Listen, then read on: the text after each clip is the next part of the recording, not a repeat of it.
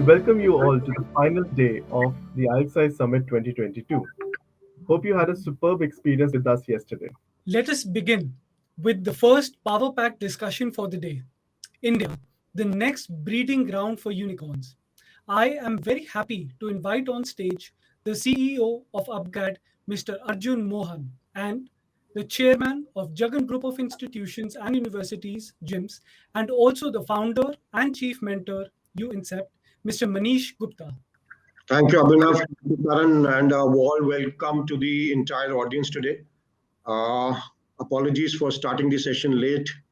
Uh, I hope all of you had a wonderful time yesterday and were able to have some nice takeaways to build up your startup. I think we were able to contribute to the ecosystem where we had nice sessions around the edtech possibilities and the funding opportunities across the globe. We saw that how exactly white spaces are still underserved and how we can build up startups around it. Today, we are fortunate to have Arjun from Upgrad, who's the CEO, and both of us will try to discuss about how exactly can we create a startup into a unicorn. So we will be discussing the steps to making a unicorn, and I hope all of us are able to contribute some nice understanding or how to create your businesses in a manner where you can reach there faster. Uh, Till I'm joined by Arjun, I just want to say that becoming a unicorn should not be the only criteria for all of us, though it is one benchmark. We need to make fundamentally strong products, have customers who are satisfied with us not today but forever. And I'm sure all of you would have created some kind of a USP or some kind of a differentiation in your products, which will give you a long lasting presence in the market. And you would be able to not only create a unicorn, but decacorns where all of us today aspire to be. So, in the meanwhile, till Mr. Arjun joins us, we had a very enriching and enlightening discussions yesterday regarding the investor panel, the red flags, and also the the talk about how we can create the global tech investment landscape in the last decade. The study of that. So Mhm. it was joined by some of the many of the known names in the tech industry, and I'm very sure it was a very key learning experience that all of us, our audience, had a very nice takeaway from. Yeah, Abhinav, I think the key issue yesterday which came up was that how can we create products which serve not only the Indian audience but can be offered globally. So I think the takeaway was that the markets which have similar kind of, I would say, need like what we have in India, if those products, what we have created in India, if they are sold across the globe, then it makes a lot of, gives us a lot of business opportunity, and we should look at it from that prospect only. Because I don't think that we would be focusing ourselves only on the Indian market. Because if you see today, it's a flat world. So most of our edtech companies now should think from that perspective that though India has a very huge market, but we need to focus on the globe as a whole. So I think that was a key takeaway that when we are creating a product, let's not focus only on what we are doing, but what the entire world needs. Absolutely, that's true. Also, talking about key white spaces that we have seen startups emerging in most innovative areas of the the edtech space. We've seen revolutions taking place here: the B2B models, the B2C models, the B2B2B, and B2B2C models. Also, how the government is in support of entrepreneurship and is ruling out policies, which is boosting the entire ecosystem. So Abhinav, the I think the white spaces always exist, and it is not that we would always, I would say, clean out everything, and we would have nothing, nowhere to go. Uh, we still have a lot of areas, especially like what the discussion yesterday, they were talking about the tier 2 and tier 3 cities in the country. But I feel in the tier 1 also, where we found out that most of the people want to change their jobs and find themselves underskilled in the current assignments. So if we see from that perspective, a lot of white spaces exist there also. And as far as the Indian government is concerned, I think they have given us a lot of incentives. And like what we are going to discuss when Mr. Arjun joins us, that it has become a fantastic ground for producing the next unicorns of the world. So whether it is the new white spaces, we just have to think hard, maybe be more near to the customer, identify what kind of changes have come in the last 1 decade, and are we serving them in the right manner, because the industry needs have changed, the skills which are required have changed.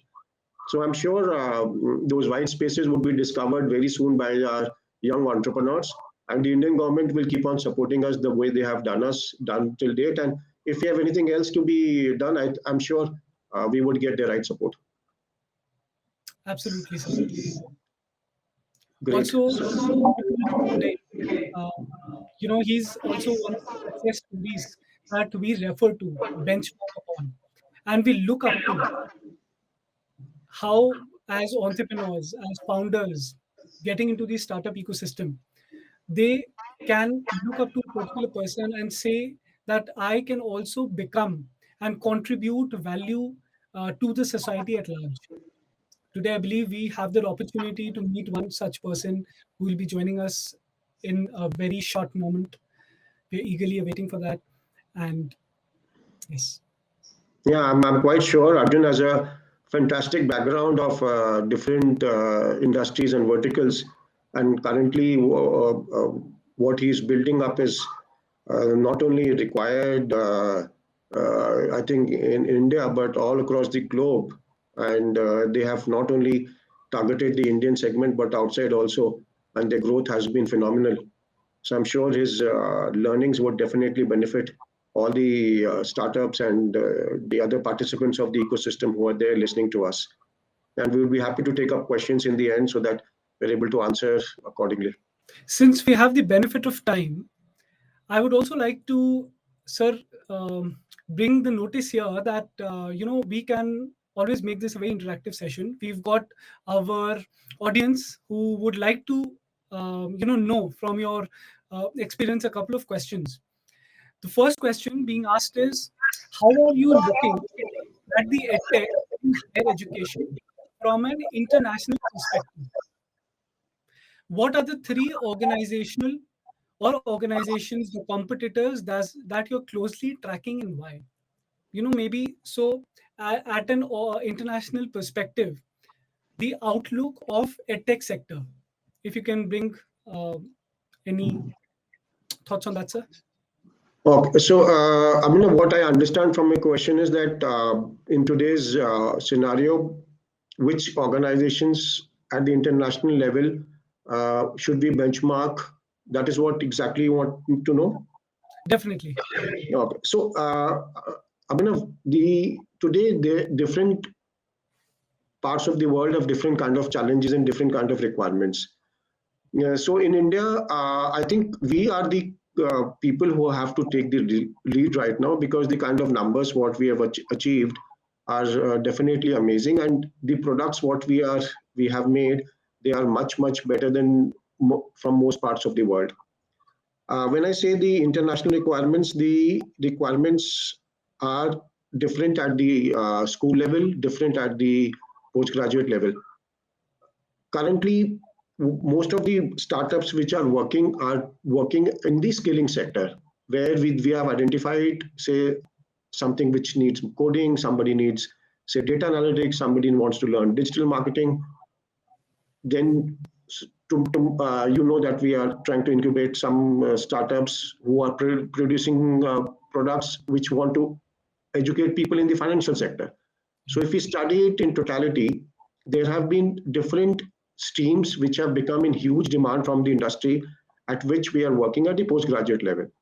Simultaneously, if you see, some of the organizations have tied up with international universities, and they have brought their education or their programs into the country through the online mode, which was not possible, say, 5 years ago or 10 years ago. So today, the Indian community has an access to a lot of these programs. So now these universities, which are now selling in their programs in India through our Indian partners, these Indian partners have developed the required technical skills or say the ecosystem, which can be now taken to other parts of the world. So by this I mean that India. Oh, Arjun, I think it's good to see you. Thank you so much. We are able to have Mr. Arjun back. Welcome and welcome to our session. Great, great. Very warm good morning to you and a warm welcome. And please, the audience is waiting to hear from you. So I'll just ask you to give a brief, tell us something about yourself and about your organization and about your journey. Then maybe then I'll ask what I need to know from you. Sure.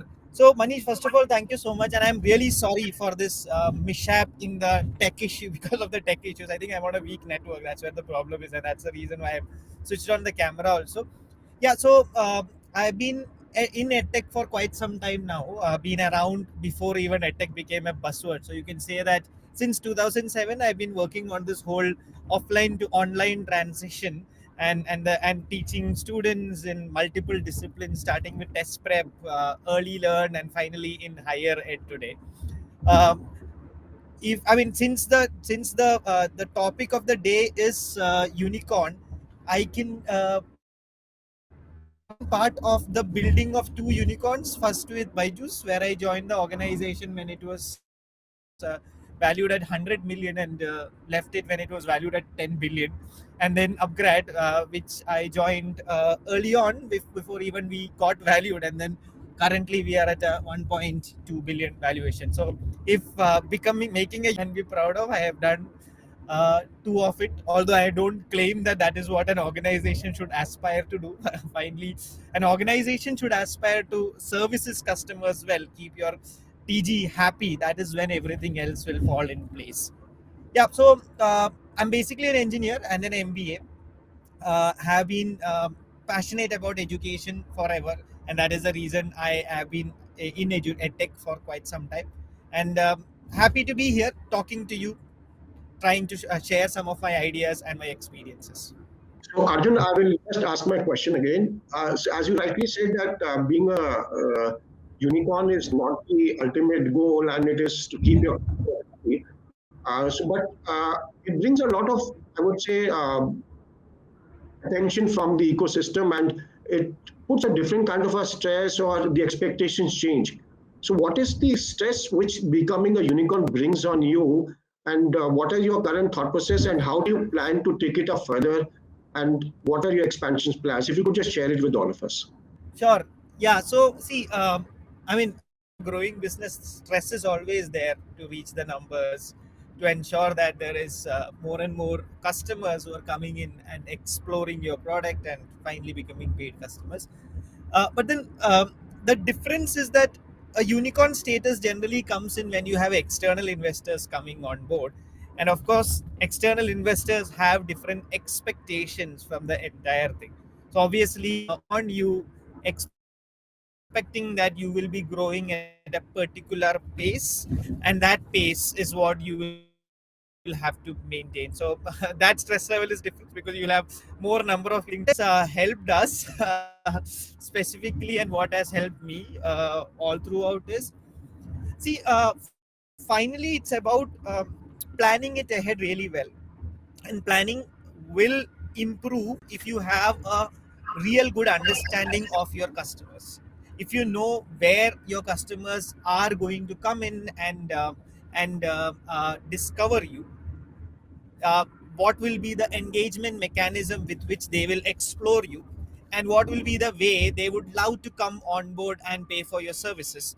This kind of customer behavior understanding, which has been the most important, and then planning things around it to get to the numbers which everyone expect us to do. Great. So Arjun, what I understand is that you talk about the customer and you want to have the journey as perfect as possible for them. What is currently Upgrad's product? How would you call it? Is it something like a content which you are preparing yourself, or is it more of partnerships and then you're enabling technology to have more satisfaction for your customers? How exactly would you differentiate your product today at Upgrad? Yeah, so Upgrad, basically we are a tech platform. That is how we see ourselves. Okay, But in education, just being a tech platform will not work. You finally are teaching content, and you are exactly. basically building the skill sets with the individual. So obviously you need to have content expertise. But the difference what Upgrad has with respect to a lot of other tech platform is that we do formal education. So we do certificates, degrees, diplomas, so on and so forth, with top universities across the world, because obviously we are not a degree granting institution. We need to be a university for that, and hence we partner with these universities. So our expertise obviously is our platform. It's an award winning platform which has evolved over a period of time. We have realized over time that education is just not about content. So content is an important part which to a large extent is developed in tandem with the universities. Then there are a lot of other things which comes in, right? I mean, because a lot of us our audience today are students, I'm sure that they also would realize, especially in India, you don't really know what you need to do to build a successful career. You go to college, they teach you something, and then you get a degree. But that's not what it is, right? What we have done is that over a period of time, we have inculcated all these tools on our platform. So we have international level mentors there who will mentor the students on what is happening in the industry, help them understand which direction they can move, so on and so forth. We have interaction with the industries. We have projects which students can do online in the same manner they would have done in the university, so on and so forth. So if you ask me what is the USP of Upgrad, what keeps us different, is this replication of a system closest to a high quality university system done entirely online. That's Okay. what we stand for. So basically, if I summarize it, it is the content which is available, maybe the best content available globally. You're making it more accessible to the right audience according to their learning capabilities, and then presenting these graduates in front of right mentors so that they understand it from the perspective the industry would like to need them to know. And maybe, do you have a placement assistance also at Upgrade? Yes. I was coming to that. So Okay. the end part is finally a placement, and end part is finally a job. So we integrate Mhm. this whole thing end to end by, I mean, obviously we won't promise jobs. That's not what we need to. But that's not our work. We can't. Nobody can promise job. That's the student who needs to do it. But what we do is we help the student develop the skill sets which the industry or their favorite company is looking for. All our curriculum are also aligned with what the company is looking for, and at the end of the curriculum, if the student reaches that proficiency, we have a placement team which will help them connect the CV to the company and at least give them an opportunity to do an interview. So that is how we build up the entire thing. So, Arjun, any specific challenge what you're facing in terms of getting the right content or the right university? Because the way the industry is improving and changing, and the requirements have become very different in the last decade. There might be a possibility that you might not have content at any of the leading universities also for that kind of a skill set. So, how do you think you would be able to address that kind of a problem? Sure. So Manish, I mean, like, is because we are in a highly regulated environment when it comes to higher education, right? The content can only be created by the university. I mean, in fact, Okay. I am looking forward to the new regulation coming in, which allows the edtech companies also to do part of it. But as of now, content can be only created by the university, and there is a very well defined syllabus the university set which you have to follow. But you're absolutely right. I mean, as the old adage goes, any university in the world is at least 10 years behind the industry. That's how it works, right? So Yeah, so yeah. so how uh, yeah, so how it works is that see, the regulation only tells you that you have to do so much of syllabus. but the regulation doesn't prevent you from doing more. Yeah, Right? but So what we Arjun, but you know what? I'm running educational institutions in the brick and mortar form for last 2.5 decades now. yeah. So I totally understand from where you are coming, and trust me, the children or the anyone, not only in India but all across the globe, their focus is only on the grades and finally to pass out or to get their job, and they are not interested if you offer them anything extra than that. Yeah, I agree, Manish. So that is the difference, right? There's a certain level of difference between the people who come and do it online. Most of these Okay. guys are working professionals. Most of these guys are, I mean, to put it lightly, people who are already screwed and knows that they need to get the skill sets. Only then they will go ahead in their. Exactly.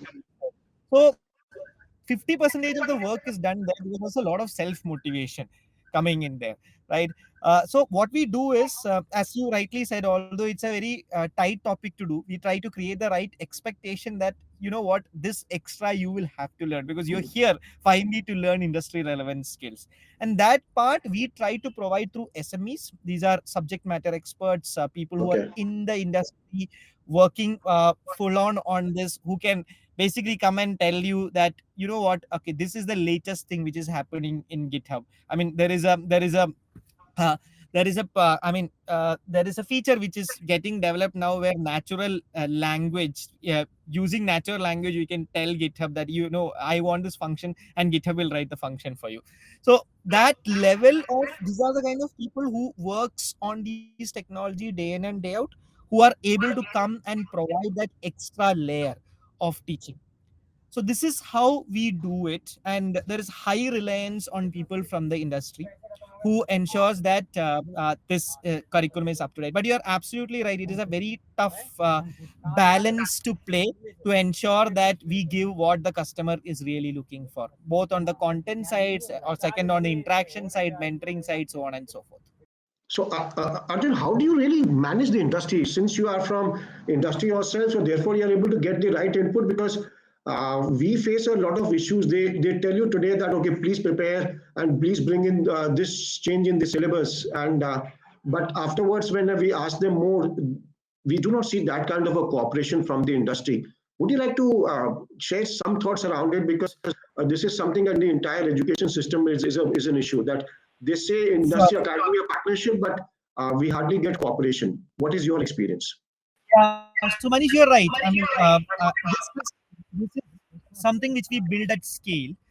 We have been in this for quite some time now.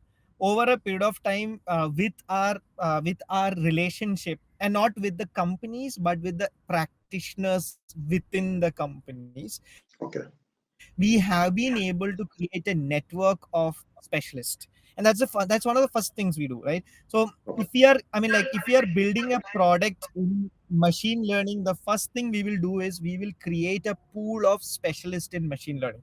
We will, and we have a global network to create that. We have the wherewithal to go globally and find these people. And one thing we always look in these people is that, do they have a passion to teach? Do they have a passion to mentor?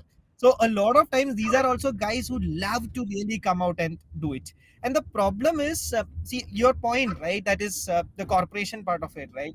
See, finally these are also very very busy guys. If you ask them to do presentations for these things specifically, you will find problems. But if you are asking them to come and share their experiences, they are more than happy to do that. Okay.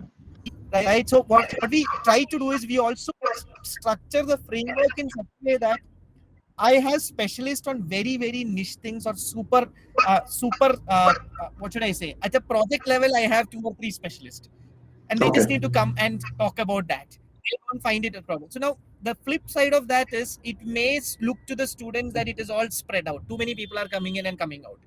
Okay. That is what we have over a period of time evolved by creating a content, I mean, I would say a sort of a tech system which brings it all together and doesn't feel to the student that I am getting patchwork things here and there.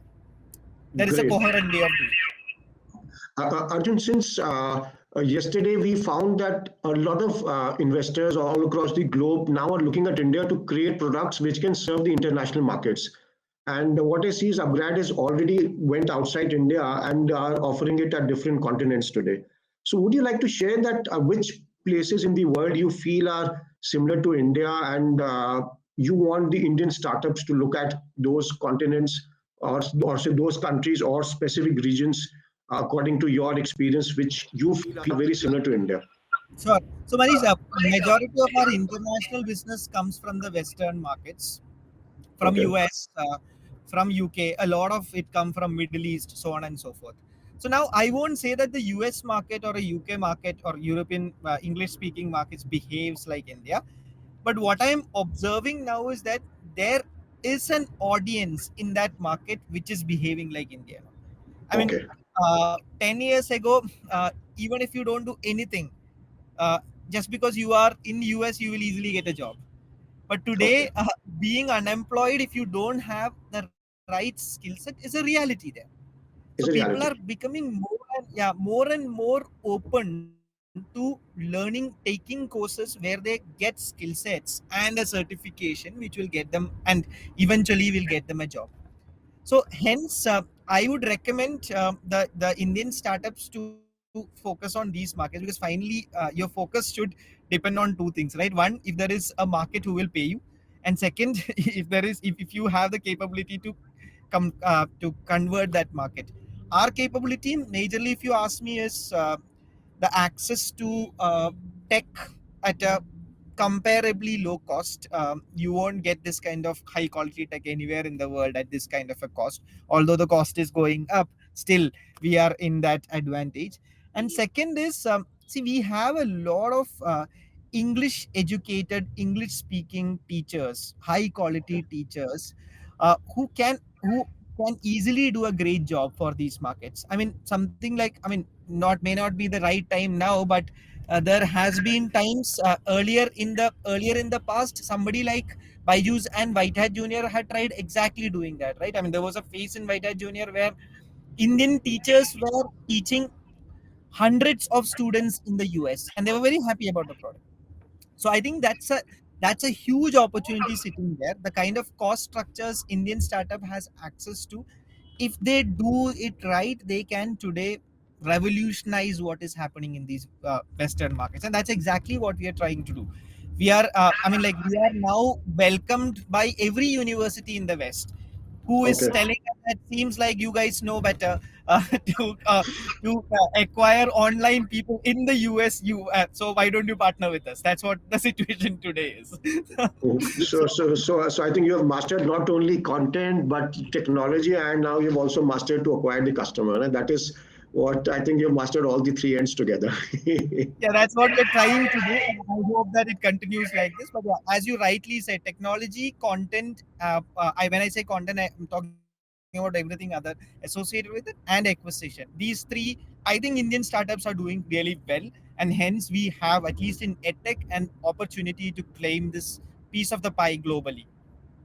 Great, great. Arjun, you know, I've been reading about it and I'm a part of the system. So, what message do you really want to give to the Indian government? Though we have a panel after this where we have people from all across different sectors who are going to discuss it in detail. But any message you want to share with the Indian government that this is what you people expect? Because I think you did make a consortium. I don't know whether Upgrad is a part of or not, where you wanted to do lobbying. Upgrade is the chair. Upgrade is the chair of that consortium. Great, great. So if you could just give one message to the government also, that this is that it's a fantastic job that all of you are doing, and you are serving the customer in the right manner. And if there are reports that if somebody feels that they have been over marketed or something is Yeah. not in the right perspective, so anything you want to share on about it? Yeah, so Manish, I mean, like, this is a constant conversation, and we are in touch with the government. I think the new education policy is a remarkable idea which the government of India is trying to push, and UGC is also now very clear that they want to implement it. So once the new education policy is implemented, I think Indian higher education system at least will become one of the most modern higher education system in the world. And so I'm really looking forward to it, the new education policy. All I would like to communicate, and this is what I keep telling, uh, I was just visiting the OP Jindal University and just met the vice chancellor. That's why I'm on the road. So I keep telling the government also all the time that, see, pandemic has shown us that there is absolutely no difference between online and offline education, right? At least in the professional space, at least in the higher education space. The first 100% online educated IIM batch just graduated few weeks ago and got placed in record time. I mean, I was just reading day before yesterday, IIM Ahmedabad right? I am Bangalore probably will do in another 3 hours as we speak today. So if the industry has accepted that online education is absolutely same and there is no difference, then why are we treating it even as different? We should see this as education and a way to impart it in the easiest possible way and the best possible quality. So all I'm trying to say is, don't even talk about online and offline education. It is education. It is just two means of doing it. People who have the time and can go to campus, let them do that. People who don't have the time and want to contribute to the economy right from the beginning, let them do it when they have time with the flexibility. So that's my message, and that's what I'm trying to push. Great, Arjun. I think let's hope we have a proper policy in place around it very soon, because still there are a lot of different kind of thought processes going on in the education world. So let's see it gets. One last question, because I know we are already at 12:06. Arjun, this metaverse concept is becoming quite, I would say, I don't feel comfortable about it, though I know online education is fine. But some of that interaction, if it becomes totally virtual, is Upgrad Yeah. working in creating a metaverse kind of a situation, or you would be happy to have proper live, maybe the tutoring is online, but you have live tutors who are teaching in the class. So how do you see that metaverse concept, and do you suggest the edtech space startups to work on it? Yeah, so Manish, metaverse is something I have been following. I mean, much before metaverse became a buzzword, thanks to Facebook, virtual reality has been something which I have been at least personally trying to see whether application of it will make sense. In my earlier stint at Byju's, also, we used to constantly get reach outs by virtual reality companies that, hey, I can do your course in virtual reality. The students will find it more immersive. Honestly speaking, Manish, I have found it to be an overkill. Okay. I feel that 3D animation does a very good job when it comes to explaining concepts. So the way I've always seen is that there are certain parts of your syllabus which can be done well in an asynchronous mode. For instance, if you are trying to teach student capillary effect, I'm just taking a physics example. It is one of the toughest derivation to understand in the 12th class because it Exactly, needs you exactly. to visualize things 3D, right? But then moment you do it in 3D, it becomes so easy, right? And it's not a good topic where a teacher should come live and teach, because 3D is Okay. what makes it easier. There are certain parts of the syllabus which are like this, while there are certain parts of the syllabus which requires a experienced faculty to come and speak about his or her experience. That's when it's understood very well, right? So the way I have always seen the curriculum is demarcate it as asynchronous, highly 3D driven, and synchronous, instructor driven in the right places. And of course, then there are other parts where it is project driven, where there is discussion driven, so on and so forth. So in my view, this is more than enough. And if there is a possibility of bringing in an interaction offline to build in the social component of it, that is what I will integrate to my product than getting it into a metaverse format. Arjun, I think it is wonderfully said, and I hope to record it and show it to our next cohort when they start with the product formation. And this is, I think, the right way also to use the technology according to your own benefit, according to how we feel would be the best way to learn for our children, rather than to just give a blanket kind of a shift. Okay, now from offline we go completely to metaverse. So I think. Should we take some questions, Arjun, if that's okay for you for just 2, 3 minutes? Absolutely, absolutely. Okay, so I'll just see what does it say. So they want to talk about rating of colleges with other universities. So Arjun, do you believe in this system of rating, and how do you do your partnerships around it?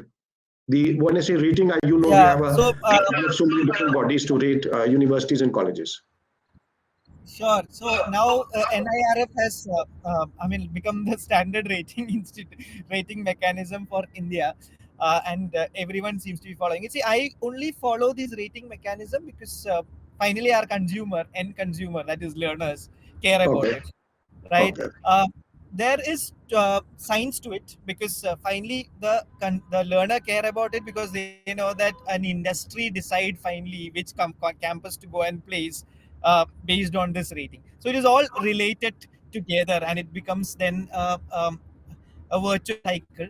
So we don't decide our partners basis rating. What we try to do is we start from the consumer, we start from the industry. We try to first of all create a product which the industry is requiring, so that there is jobs at the end of it, and then we see which all partners, which all universities would be willing to take up something like that. That's how we normally go about things. We don't really decide on the rating, but frankly what has happened in the pandemic times is that literally every top rated college in India or university in India had come online.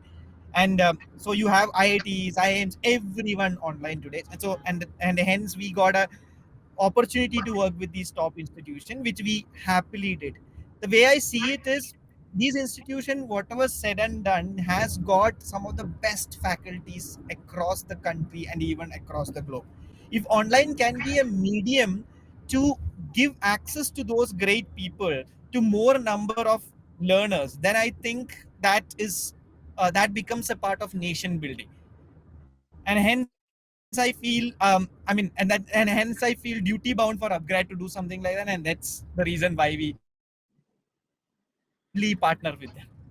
Great, Arjun. I think I would have to wrap it up here. And I think your last statement, where you said that you would definitely do something for the faculty. So, my request to you would be that please take it up as seriously as possible, because they are doing a wonderful job, not only in the IITs, but some of these, I would say, B's, what we call the B plus, B minus institutions also in the country have wonderful people doing a wonderful job. So if you could identify them, because you said it's not the rankings what you're looking for, but the content which is actually needed by the industry. So if you can somehow reach them and give them that platform, I think Upgrad would do a wonderful job. And this is my request to you to take it personally. And all the best for your journey. And we would soon That see. is what constantly do. It is tough to reach them, but I constantly try to do through our networks. Yeah, but so and we'll be happy to contribute wherever, because at UIncept we focus mainly on edtech companies, and for we have created a physical infrastructure at Gurgaon where we give them mentoring and support wherever required, in the whether in the network or in building up the technology or taking them to the investors, or any other research where Upgrad wants to do. We would be happy to do it. And congratulations on the wonderful job, and all the best for your future. And thank you again for taking out time and sharing your thoughts with these upcoming entrepreneurs and students. Thank you so much. Thanks, thanks, Manish. Thank you so much. Thank you so much, Marisa. Thank you so much, Mr. Mohan, for those lovely insights.